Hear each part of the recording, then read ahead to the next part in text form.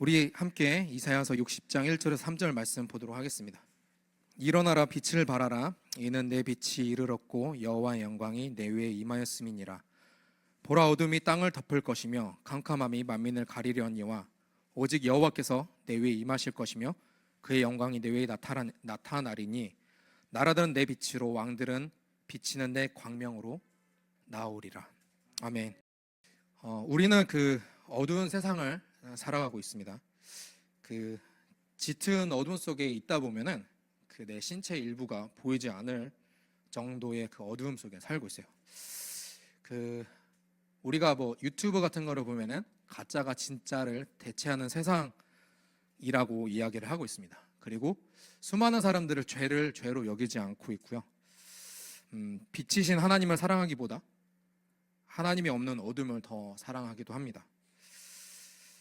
그리고 혹은 어둠을 빛으로 착각을 하고 빛을 어둠으로 착각하는 세상을 살아가고 있죠.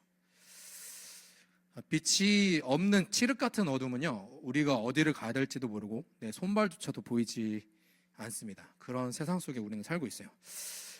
오늘 본문 말씀의 배경을 짧게 설명을 하자면, 하나님을 떠나 산 백성들이 하나님의 심판을 받아 포로로 끌려가 희망도 없고 절망에 빠진 이들에게 하나님은 결국은 이들을 회복시키시고 이들을 통해 수많은 사람들을 수많은 이들에게 하나님의 영광을 나타낼 것이라고 선언을 하십니다. 1절을 한번 보시도록 하겠습니다. 일어나라 빛을 발하라 이는 내 빛이 이르렀고 여호와의 영광이 내 위에 임하였음이니라. 아멘. 오늘 본문 말씀 1절에 보시면요, 두 가지 단어가 눈에 띌 겁니다. 첫 번째는 일어나라라는 단어인데요. 우리가 지난주에 담임 목사님을 통해서 우리는 하나님 나라의 권속이라고 우리가 그 소중한 말씀을 들었습니다. 근데도 불구하고 우리가 그 말씀을 들었지만 여전히 우리는 나의 과거에, 나의 환경에, 나의 상황에 얽매여 있는 경우가 많습니다. 이 말씀조차도 너의 상황과 무기력한 상황, 환경에서 자리를 털고 일어나라 라는 말씀인 겁니다. 마가복음 10장 50절에 이런 말씀이 있어요. 그는 자기의 겉옷을 벗어던지고 벌떡 일어나서 예수께로 왔다. 이 말씀은요, 여리고라는 도시에 있던 그 소경이 한 명 있었습니다. 바디메오라는 사람이 있었는데, 이 사람이 예수님이 지나가는다는 소식을 듣고 고래고래 소리를 지릅니다. 다윗의 자손은 예수야, 나를 불쌍히 여기소서. 제가 이렇게 되게 여러분께 설명하려고 이렇게 말씀을 드리지만, 그때 당시를 보면은 되게 시끄럽게 소리를 질렀대요. 마치 까마귀가 우는 것처럼 되게 시끄럽게 소리를 질렀다고 합니다. 그래서 주변 사람들이 말렸어요. 시끄럽다고, 조용하라고. 근데도 그는 끝까지 소리를 지릅니다. 왜요? 예수님이 떠나가면 자기는 영원히 앞을 못 보는 사람으로 남아있을 수 있기 때문에. 그래서 남들이 뭐라 하든 소리를 지릅니다. 근데 예수님이 가던 길을 멈추시고 그에게 오라라고 말씀하십니다. 평소에 예수님이라면 다른 사람이었으면 그에게 다가가셨을 거예요. 근데 그에게 오라라고 말씀하세요. 근데 방금 읽었던 마가복음 10장 50절에 뭐라고 나와 있죠? 겉옷을 벗어던지고 자리에서 벌떡 일어나서 달려갔다라고 얘기합니다. 옷이라는 거는요, 자신의 신분과 상황을 얘기하는 거예요. 그의 신분과 상황은 뭐였죠? 거지였습니다. 앞을 못 보는 사람이었어요. 예수님이 오셔서 그냥 앞을 못 보는 사람인데 그냥 와주셔도 되잖아요. 그렇죠? 근데 그 사람에게 나오라고 얘기를 하십니다. 근데 그는 그 말을 듣고 자기 자리를 박차고 일어나서 달려가요. 성경이 기록되지 않았겠지만 소경이기 때문에 가다가 넘어졌을 수도 있고 무릎이 깨졌을 수도 있겠죠. 근데 그는 달려갑니다. 달려가서 예수님 앞에 섭니다. 그리고 예수님이 질문을 하시죠. 너에게 무엇을 하길 원하느냐? 주님, 보기를 원합니다 라고 말씀하세요. 그리고 네 믿음이 낫게 하였다 라고 말씀하시고 그는 그 즉시 보고 예수님을 따라갑니다. 자, 근데 이 말씀처럼 그는 자기 상황과 환경에 투덜대지도 않고 그 말씀을 듣는 즉시 자리를 박차고 나왔어요. 여러분도 이 말씀처럼, 이 바디메오처럼, 그리고 오늘 60장 1절의 말씀처럼 일어나라 라는 말씀을 하셨을 때 우리는 그 상황과 상관없이 일어나길 소망합니다. 그리고 두 번째, 빛이라는 단어가 있습니다. 요한복음 8장 12절 말씀 한번 볼게요. 예수께서 또 말씀하여 이르시되 나는 세상의 빛이니 나를 따르는 자는 어둠에 다니지 아니하고 생명의 빛을 얻으리라. 아멘. 먼저 빛은 예수님을 뜻합니다. 세상을 환히 비추는 빛이라고 하시죠. 예수님을 따르는 자들은 어둠에 다니지 않는다고 말씀하셨어요. 그리고 생명의 빛을 얻을 것이라고 말씀하십니다. 이를 다시 본문에 이사야서에 말씀하시는 대로 이는 내 빛이 이르렀다라는 것은 진정한 빛 대신 예수 그리스도가 너에게 왔다라는 것을, 우리에게 오신다는 것을 뜻합니다.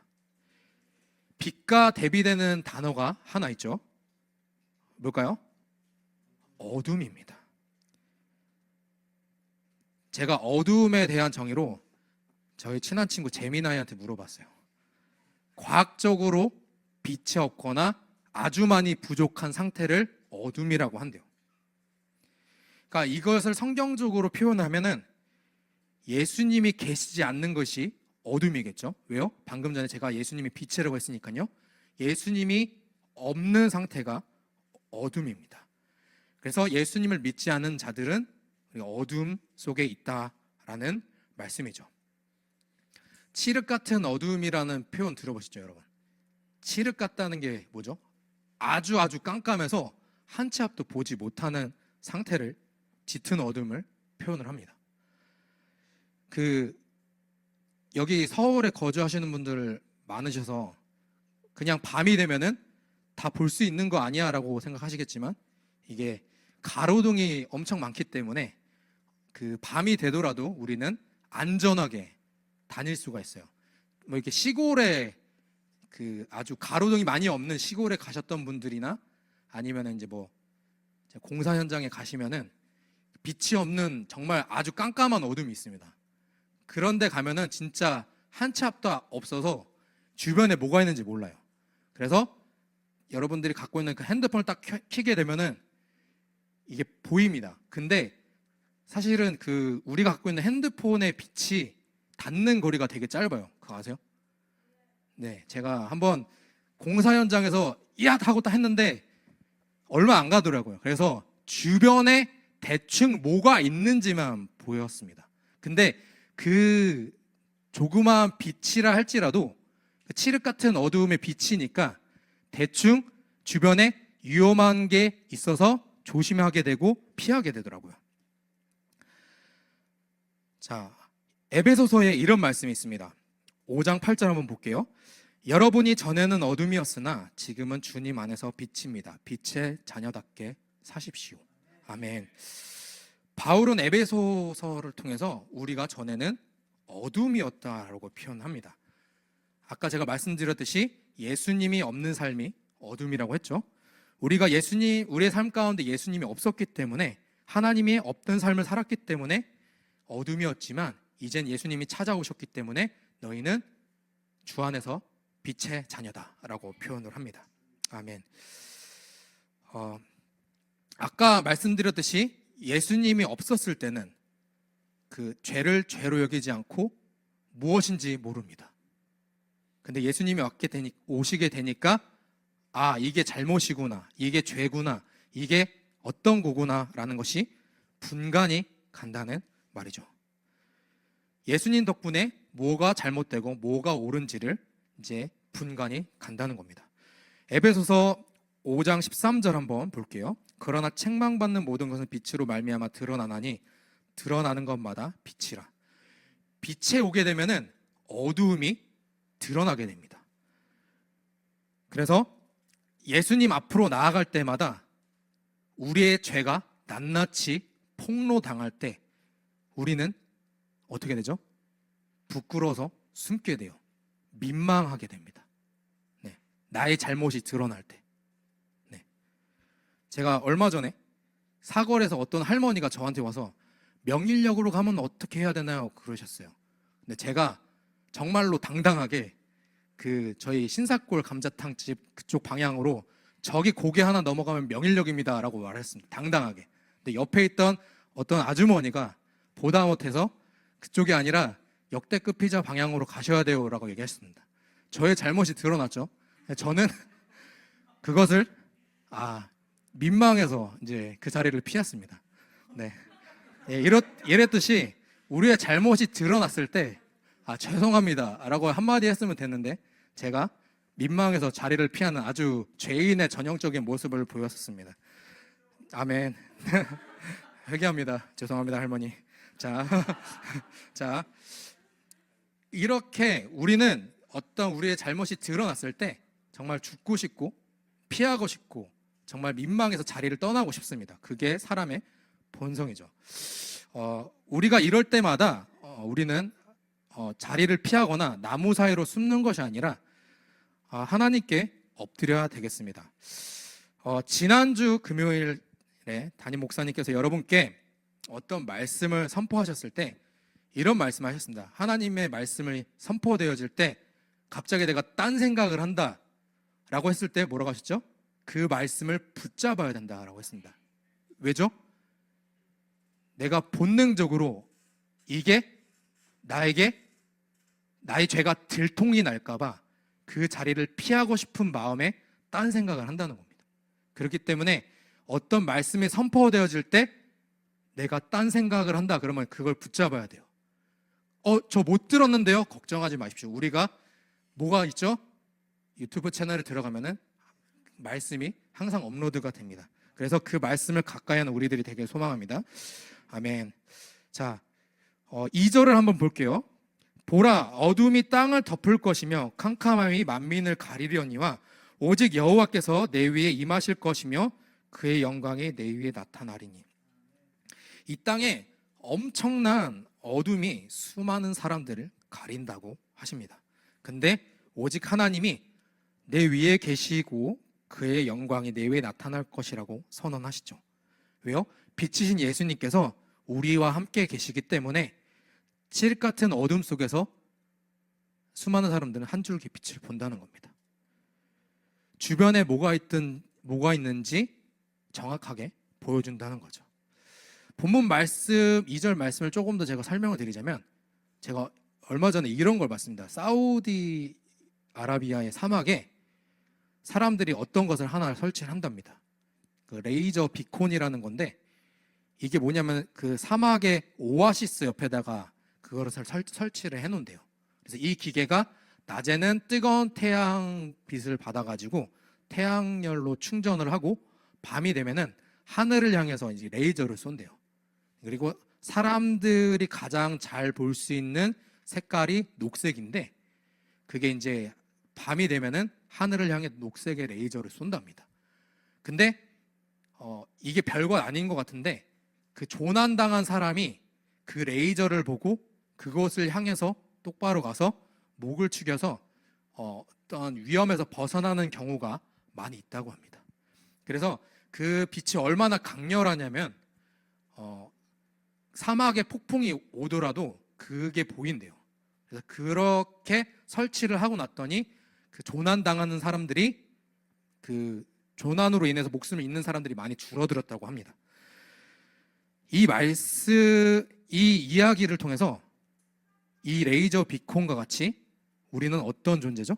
이렇게 수많은 사람들을 이 레이저 비콘이라는 게 사람들을 오아시스로 인도하듯이 우리의 생명수 되신 예수님께로 인도한다는 겁니다. 그런 역할을 할 수 있는 게 누구라고요? 우리라는 겁니다. 아멘. 그래서 연결해서 3절에 한번 보시겠습니다. 나라들은 내 빛으로 왕들은 빛은 내 광명으로 나아오리라. 수많은 사람들이 자기가 어디를 가야 할지 몰랐을 때 어디로 가야 되지? 나 목숨 잃으면 어떡하지? 위험한데 어떡하지? 라고 했을 때 그 빛으로 나와서 목을 축이게 된다는 거죠. 다른 존재 아니라 교회된 여러분들이 그렇게 해야 된다는 겁니다. 교회된 여러분들에게 어둠에 살던 존재들이 나온다는 말씀이 바로 3절의 말씀인 겁니다. 이 말은요, 우리의 말과 행동이 하나님 나라에 권속된 우리들이 예수님을 닮게 된다면 우리 안에 있는 그 예수님을 빛으로 나오게 된다는 얘기인데, 예수님을 닮아가게 되면요, 우리의 말과 행동이 세상 사람들과 달라지게 됩니다. 제가 얼마 전에 건설 현장에서 있었던 일인데, 이제 거기서 이제 새로운 현장이었어요. 되게 무섭게 생긴 어떤 반장님이 제가 일하는 걸 유심히 보더니만 너 여기서 일할 사람이 아닌데 뭐 하다 왔어? 라고 물어보더라고요. 전 사실은 개척교회 부목사입니다라고 하니까 깜짝 놀라더라고요. 그러면서 어느 날 이제 그 다음 날 제가 이제 대기를 하고 있는데 그분이 제 뒤로 와서, 저는 그분이 오는지도 몰랐습니다. 저는 핸드폰으로 오랜만에 인스타를 켰어요. 근데 최상단에 Tell me your J의 글이 하나 떴습니다. 게시물이. 그러면서 하나님 저한테 무엇을 원하세요라는 게 되게 크게 걸려 있었어요. 근데 그분이 딱 그걸 보더니만 저한테 너한테 항상 이런 질문이 있냐라고 질문하는 거예요. 처음에는 이랬어요. 이거 너가 쓴 거야? 아니요, 제가 쓴 거 아닌데요? 라고 얘기했죠. 그럼 뭐야? 라고 했을 때 이거 제가 인스타에 게시물인데 누가 쓴 겁니다. 그러면서 이제 이어지는 질문이 이게 너한테도 있는 거야? 라고 물어보시는 거예요. 그래서 제가 쓴 건 아니지만 저한테도 이런 질문이 항상 있습니다. 그래? 그러면서 제가 이제 예수님을 전했어요.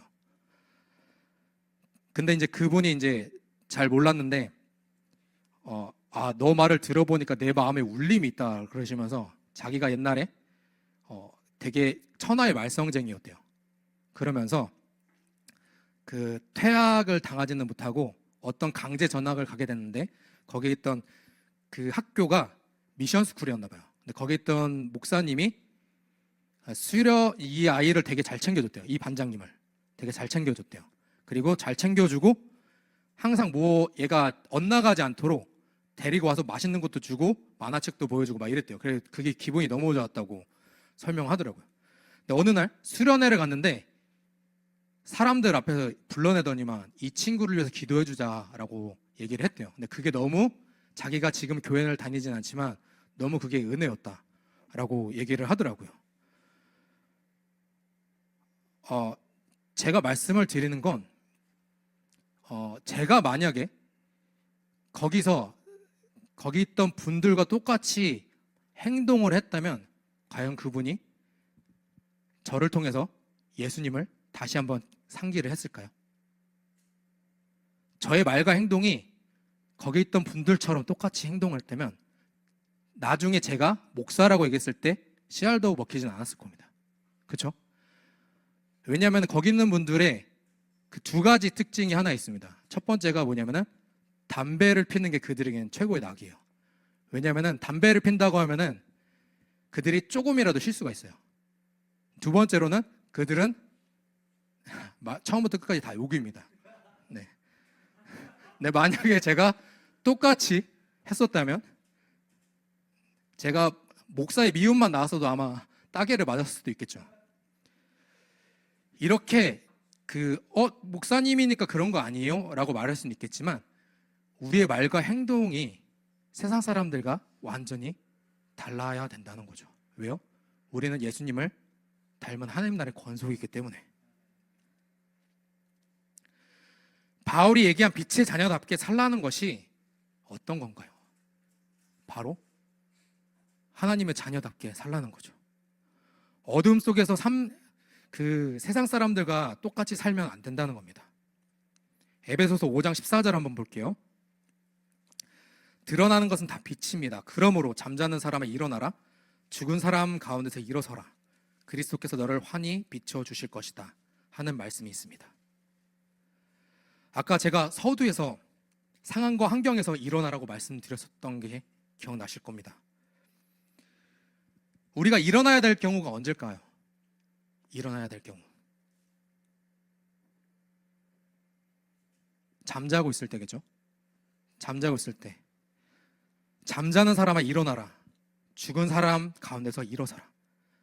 성경에서는요, 희한하게 죽은 사람과 잠자는 사람을 똑같이 설명하는 경우가 많습니다.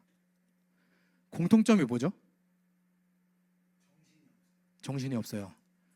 네, 그렇죠. 정신도 없겠지만 일단 누워 있습니다. 일어나질 못해요. 아무것도 못합니다. 깊은 잠에 들었을 때. 그래서 우리가 깊이 잠든 사람들을 뭐라고 표현하죠? 죽은 듯이 잔다, 이렇게 표현을 합니다. 마가복음 14장 37절과 38절을 볼게요. 그런 다음에 돌아와서 보시니 제자들은 자고 있었다. 그래서 베드로에게 말씀하셨다. 시몬아, 자고 있느냐? 한 시간도 깨어 있을 수 없느냐? 너희는 유혹에 빠지지 않도록 깨어서 기도하여라. 마음은 원하지만 육신이 약하구나. 요한복음 11장 11절에서 13절까지 읽어볼게요. 이 말씀을 하신 뒤에 그들에게 말씀하셨다. 우리 친구 나사로는 잠들었다. 내가 가서 그를 깨우겠다. 제자들이 말하였다. 주님, 그가 잠들었으면 낫게 될 것입니다. 예수께서는 나사로가 죽었다는 뜻으로 말씀하셨는데 제자들은 그가 잠이 들어 쉰다고 말씀하시는 것으로 생각하였다. 잠자고 있는 베드로를 깨우시듯이, 그리고 죽은 나사로를 일으키시듯이 일어나라고 표현을 하세요. 주님이 보실 때 우리는 과연 어떤 자들일까요? 잠자거나 죽어 있다면, 그리고 바디메오처럼 그 자리에 있다면, 일어나 나오라는 그 음성을 듣고 우리가 일어서길 소망합니다. 우리는 잠자는 자가 아니고 일어나야 하는 자들입니다. 죽어있는 자들이 아니라 살아있는 자들입니다. 그래서 우리가 그 빛을, 그 하나님을, 그 예수님을 전하는 삶을 살기를 간절히 소망합니다. 사랑하는 햇세드 성도 여러분, 하나님과의 관계를 멎게 만드는 잠을 자고 계십니까? 하나님과 관계가 끊어진 그 죽음 가운데 계십니까? 오늘 이 밤 그 잠에서 깨어나길 소망하고 그 죽음에서 일어나길 소망합니다. 누군가는 저한테 이렇게 얘기할 수 있어요. 저는 미약한 존재인데요. 저는 레이저 비콘이나 그런 게 아니에요. 아까 말씀드렸죠. 핸드폰 불빛이 사실 그렇게 멀리 가지 않아요. 근데 그 연약한 불빛이라도 비치니까 주변에 뭐가 위험한지, 뭘 걸려서 넘어질 수 있으니까 피해야 되는지 보인다고 말씀드렸습니다. 밝으라는 얘기가 아닙니다, 여러분. 밝지 않아도 돼요. 그냥 거기서 빛을 내기만 하면 됩니다. 사람들이 그 빛을 보고 연약한 빛이라 할지라도 빛이 있네 라고 말하기만 하면 됩니다. 그렇게 될 때 수많은 사람들이 연약한 빛이라 할지라도 여러분들에게 와서 이 빛이 뭐냐라고 물었을 때 이 빛은 예수님입니다 라고 설명해주는 우리들이 되길 소망합니다. 그 한마디만 해주면 돼요.